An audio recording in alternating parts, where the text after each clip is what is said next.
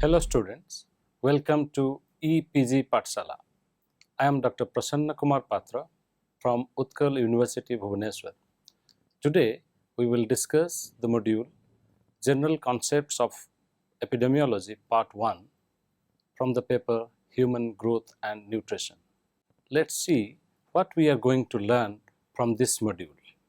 Understand the basic concept in epidemiology with examples and define descriptive and analytical epidemiology. Characterize the population perspective. Apply the population perspective to an understanding of the global burden of health outcomes and diseases. Differentiating the following measures like prevalence, risk, rate, and odds. Calculate the following measures: prevalence, risk, rate, and odds.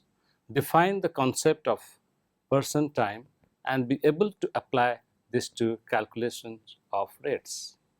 Choose the measures of frequency appropriate for a given situation. Interpret prevalence, risk, rate, and odds within the context of epidemiology. With the shift in disease prevalence from infectious to chronic diseases like heart diseases, cancer, diabetes, etc., and the development of complex models to explain this shift, the single agent model of epidemiology failed to explain the complex web of biological, behavioral, environmental factors which led to the development of these chronic diseases. This led to the importance of introducing anthropological approach in understanding the subjective reasons for the failure of a particular health initiative. The demand for anthropological input in public health emerged less from the academic epidemiology and more from the limitations that professionals in leading organizations such as the World Health Organization and bilateral donor agencies experienced when relying solely on epidemiology for improving program development, evaluation, and implementation. As a result, a certain template for expected ways of collaboration developed.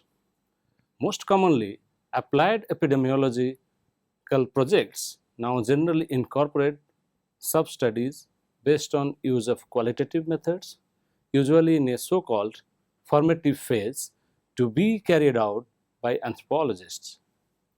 In this template, the anthropologist's role has consisted largely of helping epidemiologists adapt standardized measurement tools to specific contexts, providing a descriptive narrative of patients' subjective experiences or explaining the reasons for the failure of a particular programmatic initiative. Therefore, it is necessary for anthropologists to understand the concept of epidemiology in order to make better collaboration between the two disciplines. This module would help us in understanding basic concept of epidemiology followed by calculation of various risk estimates. Introduction to epidemiology. The word epidemiology comes from the Greek word epi means on or open. Demos means people and logos means the study of. Epidemiology is the study of how often diseases occur in different groups of people and why. Epidemiological information is used to plan and evaluate strategies to prevent illness and as a guide to management of patients in whom disease has already developed.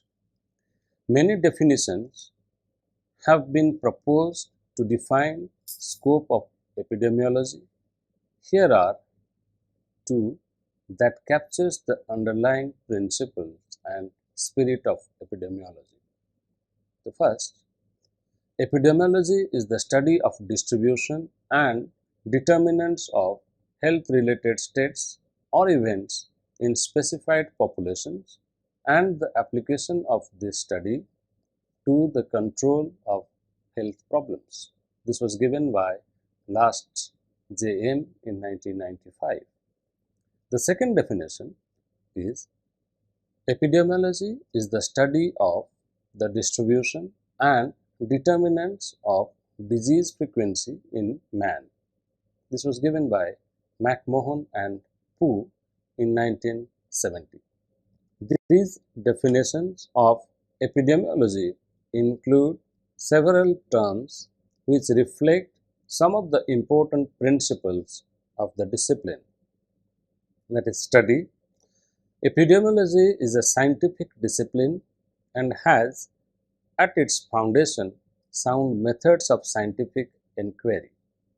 Description. Epidemiology is concerned with the frequency and pattern of health events in a population. Epidemiology focuses at population level rather than individual level. Frequency includes not only the number of such events in a population, but also the rate or risk of disease in the population. Pattern refers to occurrence of health-related events by time, place, and personal characteristics. Epidemiology is a quantitative discipline built on a working knowledge of probability, statistics, and sound research methods. B.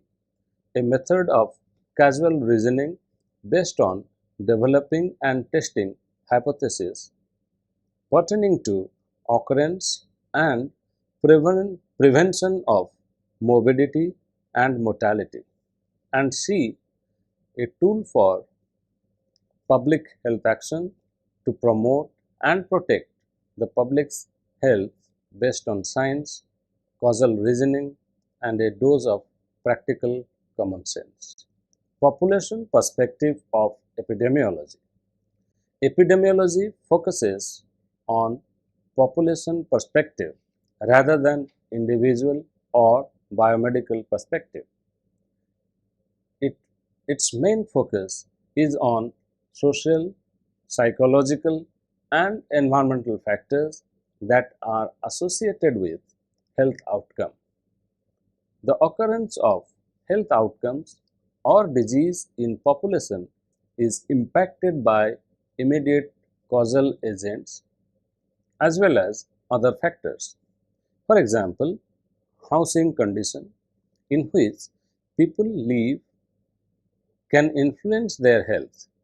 Population perspective help researchers to understand what specific factors affects the health of the population.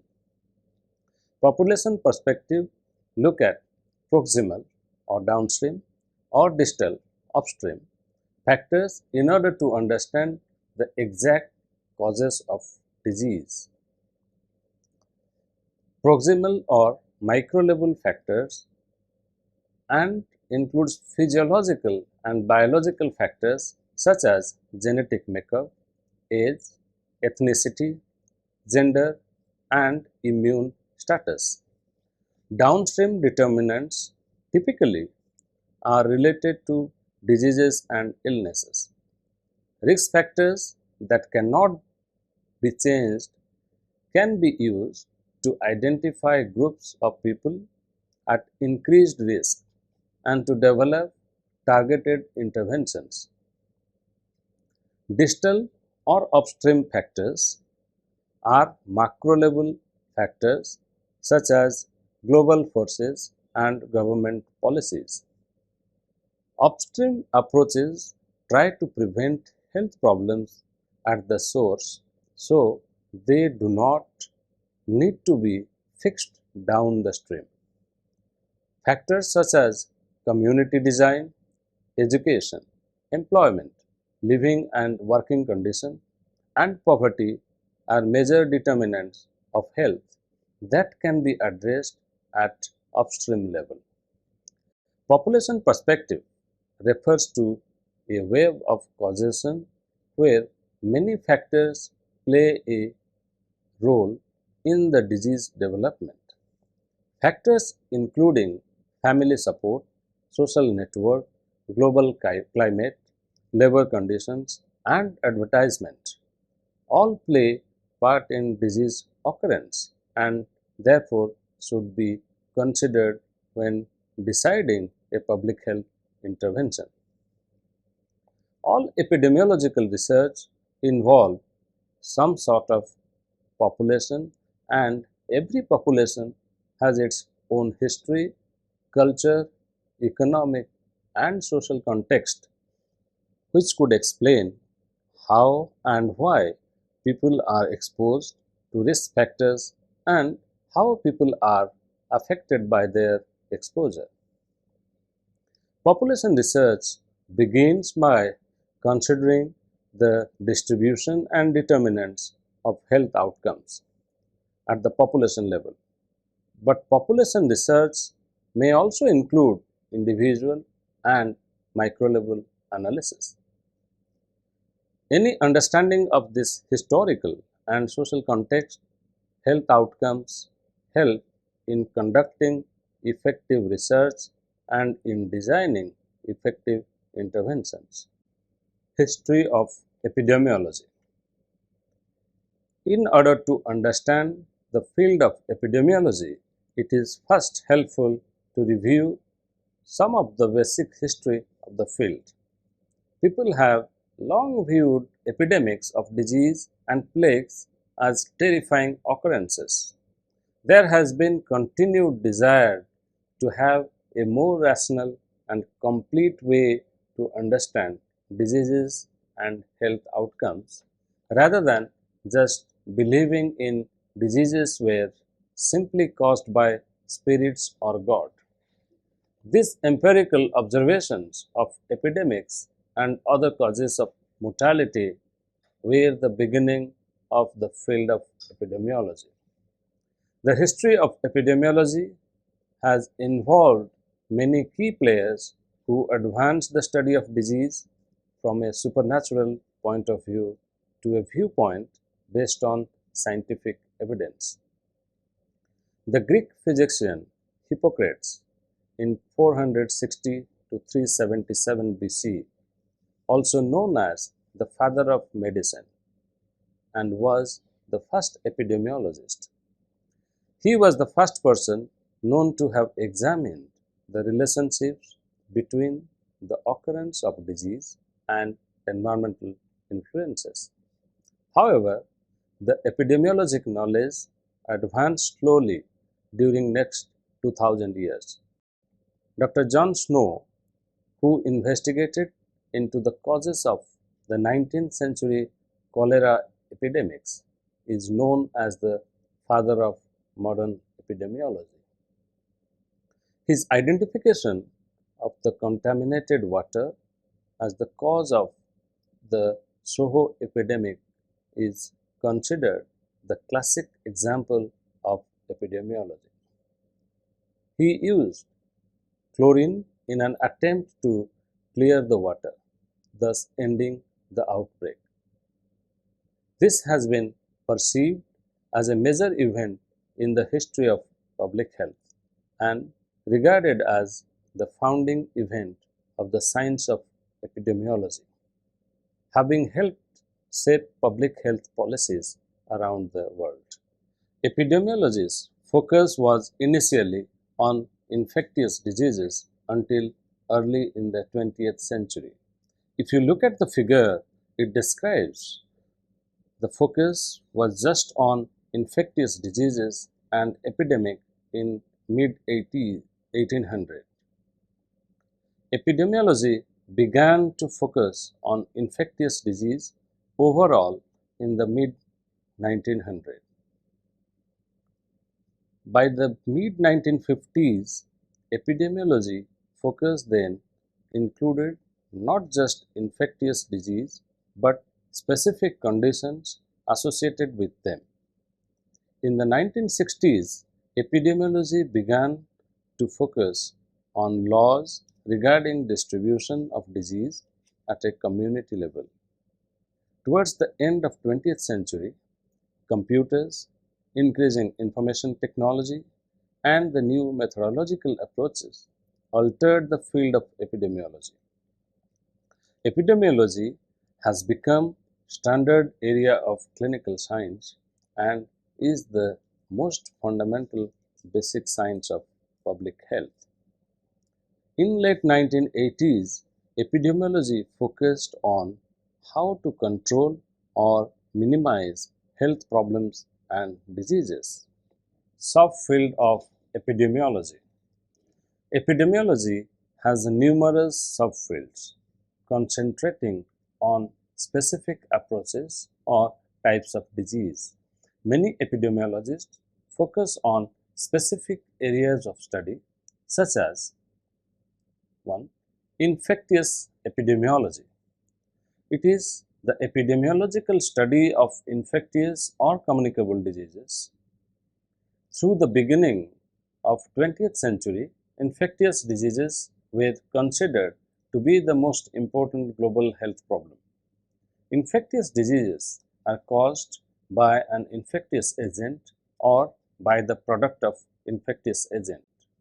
Such an infection is due to transmission of the agent from an infected individual, animal, or reservoir to a susceptible host.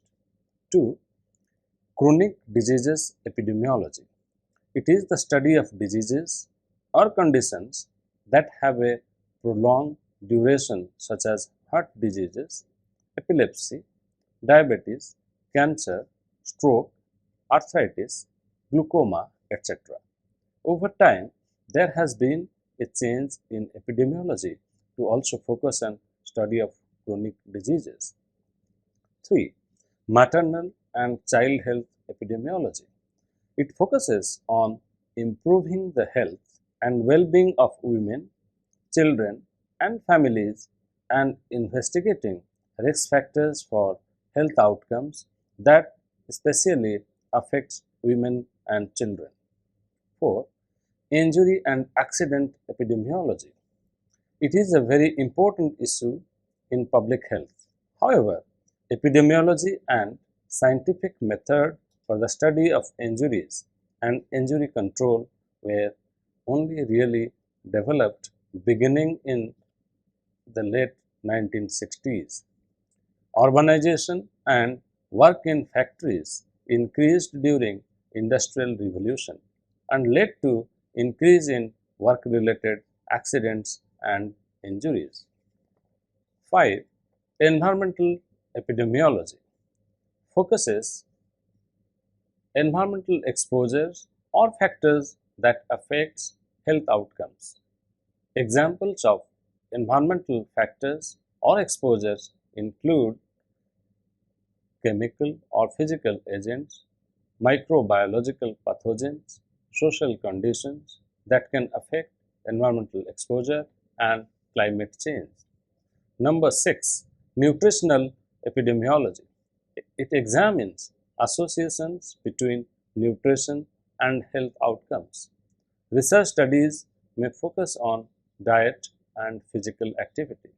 For example, recent studies have shown that food allergies are increasing. The number of children with food allergies has increased by 18% from 1997 to 2007, according to US Center for Disease Control and Prevention or CDC. Health policy epidemiology. Knowledge gained from epidemiologic studies can be used when planning for health outcomes and disease control programs and for policies at both individual and population level. Public health policy decisions should be evidence-based and epidemiologic studies can provide this needed evidence. Example of area of health policy includes medical research policy, pharmaceutical policies, vaccine policy, tobacco control policy, breastfeeding promotion policy. Health behavior epidemiology focuses on research of distribution and determinants of health behaviors and evaluates interventions and services for behaviors such as substance abuse or psychiatric disorder, and also how health behaviors and policies are associated with communicable diseases such as tuberculosis, HIV, and other sexually transmitted infections. An understanding of how behavior affects health promotion and disease prevention is important. Molecular epidemiology refers to applications of molecular technique and genetic technique to the study of the occurrence of disease and the mechanism of disease in the population. For example, some important work has been done on genetic factors in cancer and how those relate to the occurrence of disease in population. Clinical epidemiology refers to the application of epidemiology to specific clinical problems.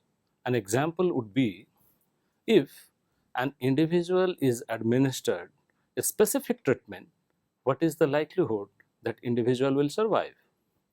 Another aspect of clinical epidemiology is the use of screening tests to refer individuals for diagnostic workup. Then, the social epidemiology often draws upon the tools of sociology and social sciences in order to explain the occurrence of disease in populations. Examples of issues related to social epidemiology include how diseases vary according to social class and status hierarchy. Descriptive and analytic epidemiology. Descriptive epidemiology. It describes the distribution of disease through describing a condition by various characteristics of person, place, and time. Personal characteristics include demographic factors such as age, race, sex, marital status, and socio-economic status, as well as behaviors such as occupation or risk-taking activity, resulting in environmental exposures. Place characteristics include geographic variation, urban-rural differences, and location of work sites or schools. Time characteristics include annual occurrence, seasonal occurrence, and daily or even hourly occurrence. It is the first stage in an epidemiologic study in which a disease that has occurred is examined. When we ask what is the distribution or pattern of diseases or health outcome in a population, we are talking about descriptive epidemiology. Descriptive epidemiology deals with the frequency and distribution of disease or risk factors in the population. Descriptive epidemiology can be used for hypothesis generation, but usually cannot be used to test hypotheses. Descriptive epidemiology can be used to evaluate trends in disease, health, and risk factors such as smoking, or determine if a health status is improving or getting worse. Also, to determine if new diseases are occurring and provide factual basis for evaluating public health programs and services, and to identify the problems to be studied by analytic epidemiology. Analytic epidemiology.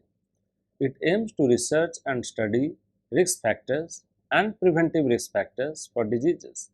It is applied to understand the underlying causes of the pattern of diseases or health outcome and investigate the causes.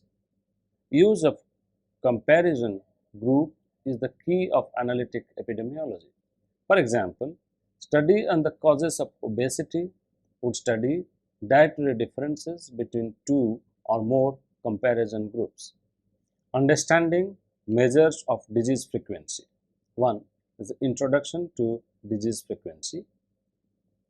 The essence of epidemiology is to measure the distribution and determinants of disease or outcomes frequency in human populations in order to control health problems.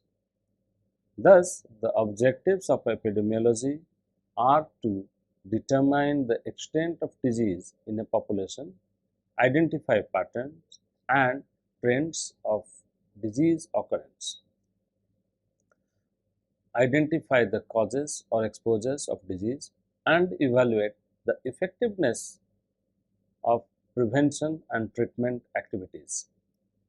Measuring how often a disease arises in a population is usually the first step in achieving these goals. These measures are called measures of disease frequency. Because epidemiology is concerned with the occurrence of disease in groups of people rather than in individuals, populations are at the heart of epidemiology measurements. A population can be defined as a group of people with a common characteristics such as place of residence, religion, gender, age, use of hospital services, or life events such as giving birth. Epidemiologists must always consider three factors when they measure how commonly a disease occurs in a group of people. They are 1. The number of people that are affected by the disease, 2. The size of population from which the cases of disease arise, and 3.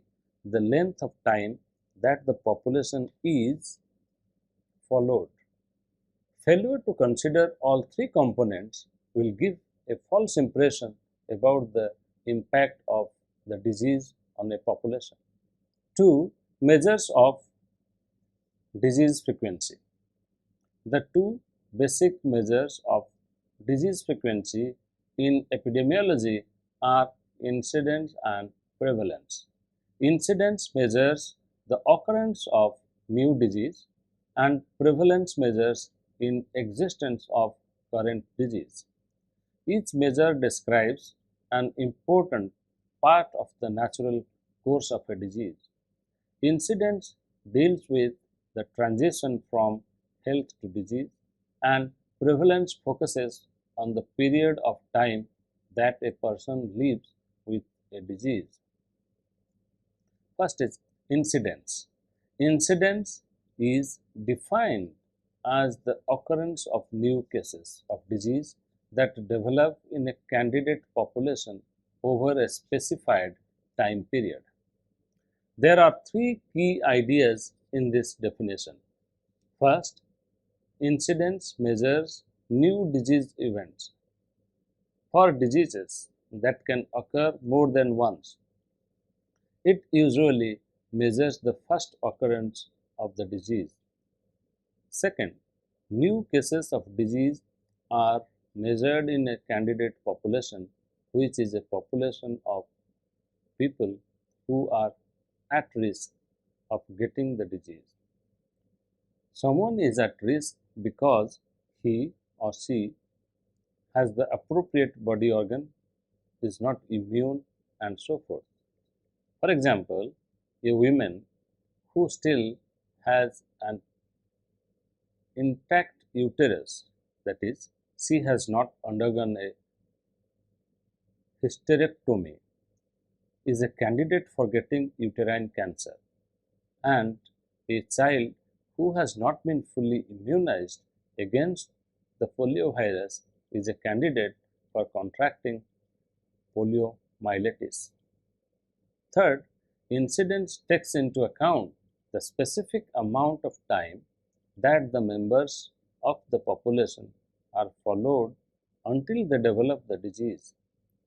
Because incidence measures a person's transition from a healthy to a disease state, time must pass for this change to occur and be observed. Incidence is calculated as number of new cases during a period of time divided by number of candidate population during a specified period of time. Prevalence is one of the most common epidemiologic measures you see in your daily news. For example, you may see a news headline based on prevalence measure such as the proportion of people that are overweight. Newspaper headlines: approximately 12% of world population is obese. Malaria infects 10% of world population. While incident measures the frequency with which new disease develops, prevalence measures the frequency of existing disease. It is simply defined as the proportion of total population that is diseased. There are two types of prevalence measures: point prevalence and period prevalence, that relate to prevalence to different amounts of time. Point prevalence refers to the proportion of population that is diseased and a single point in time and can be thought of as a single snapshot of the population.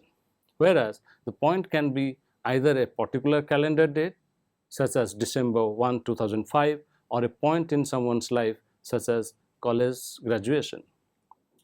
Period prevalence refers to the proportion of the population that is deceased during a specified duration of time, such as during the year 2005.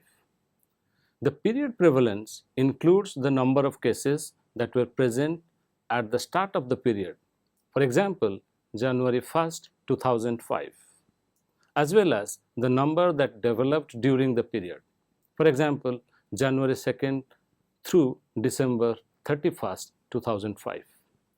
It may be helpful to think of period prevalence as derived from a series of snapshots. Mathematically, point prevalence and period prevalence are expressed as follows. Point prevalence is defined as the number of defined cases during a period of time divided by number of persons in a defined population during a period of time. The denominator of the calculation.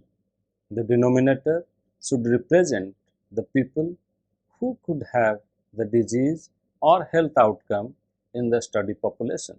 To give an example, of 10,000 female residents in town A on 1st January 2015, 1,000 have hypertension. The point prevalence of hypertension among women in town A on this date is calculated as 1,000 that have hypertension is divided by the total population, that is 10,000, is equivalent to 0.1 or 10%. Thus, the prevalence of hypertension on January 1st, 2015 was 10%. Here, you can look at the figure to understand incident cases versus prevalent cases. Imagine a pot partially filled with water, as shown in figure 1. Each drop of water in pot represents an existing case of the health outcome or disease. These are prevalent cases. The total capacity of the pot represents total population at risk of disease. If we add more water to bucket, then the new drops are incident cases. Any water that drains out or leaves the pot represents death or recovery. So, to briefly summarize, the difference between prevalent cases and incident cases are that incident cases are new cases of disease and prevalent cases include existing and new cases of disease. The formula for calculating risk is the number of new cases or incident cases in specified time period divided by total number of at-risk individuals. Risk measures the number of new cases of the health outcome or disease that develop among the people in the population at risk over a specific time period. Risk refers to probability that a disease will occur. Risk can be expressed as proportion and ranges from 0% to 100%. Why to measure risk? We use risk as measure for several reasons. It's fairly easy to calculate and interpret risk. It has clear meaning to clinicians and lay people, and patients understand basic percentage. Rates. Rate measures occurrence of new cases of a disease in a population. It is not same as proportion because denominator is not fixed. Instead, rate accounts for realistic situation in which population is changing over time. Population at risk change due to changes such as births, deaths, and migration. In a study population, a person can decide to longer participate in study population. Thus, some people may be lost to follow up during the course of study. In order to take this change in account, rates take in account the sum of time called person time that each person remains at risk for that disease under study observation. Disadvantage of using rates. The reason we do not use rates all the time because rate data can be more costly and difficult to collect. How to calculate rates? First step is to define study population. The first step to calculate rate is to define the study population. Second step is determine new cases. Then to determine the number of new cases of disease. And the third step is to determine the denominator, that is person time at risk.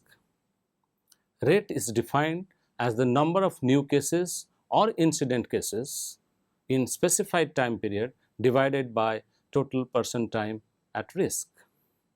The incident rate is the rate of contracting the disease among those still at risk. When a study subject develops the disease, dies, or leaves the study, they are no longer at risk and will no longer contribute person time units at risk. Calculation of person time at risk. The denominator in an incident rate is the sum of each individual's time at risk and is commonly expressed in person time at risk. Person time is the sum of time that each person remain at risk for the disease or health outcome under the study observation. Person time can be expressed in units of person years, person months, person days, or some other scales. A person in the study can stop contributing person time for a variety of reasons such as deaths, leaving the study, or moving to different country, or the person develops the disease or health outcome during study, or the researcher is unable to follow up with them. The use of person time as opposed to just time enable one to handle situations in which people die or migrate out of the study population or where they are drop out in a study and where you have not been able to follow your entire study population at risk to watch for development of the disease under investigation. Thus, the follow-up period does not need to be uniform for all participants. Person time for a group is the sum of the times of follow-up for each participant in that group. Here, you are given an example of person time or years at risk for 5 individuals in a hypothetical cohort study between 2000 and 2004, where dotted lines are time at risk, X is disease, L is person lost to follow-up. This figure illustrates the calculation of person time units in years at risk of a hypothetical population of 5 individuals in a 5-year cohort study. In the above example, the incident rate of disease X is calculated as rate is the number of new cases or incident cases in specified time period divided by total person time at risk. Rate is 3 by 18 is equal to 0.167 per person year or 16.7 per 100 person years. Note that for most rare diseases, risks and rates are numerically similar because the number at risk will approximately equal the total population at all times. Odds. In statistics, we refer odds as the ratio of the probability that an event, such as a disease, will occur to the probability that the event, such as disease, will not occur. Odds are used in epidemiology because of their convenient mathematical properties. If we use P as the symbol for probability, then the mathematical formula for calculating odds is P divided by 1 minus P. The advantages of odds are easy to calculate and interpret. Odds tend to have more meaning to clinicians and laypersons compared to rates. Odds can be used to provide information to patients in clinical settings since it can be easily understood. So students, let us summarize what we learned in this module. We discussed about the basic concept and history of epidemiology. We have also discussed various subfields of epidemiology such as infectious epidemiology, chronic diseases epidemiology, maternal and child health epidemiology, environmental epidemiology, nutritional epidemiology, health policy epidemiology, health behavior epidemiology, and so on. We have also discussed about the measures of disease frequency with various examples. Thank you.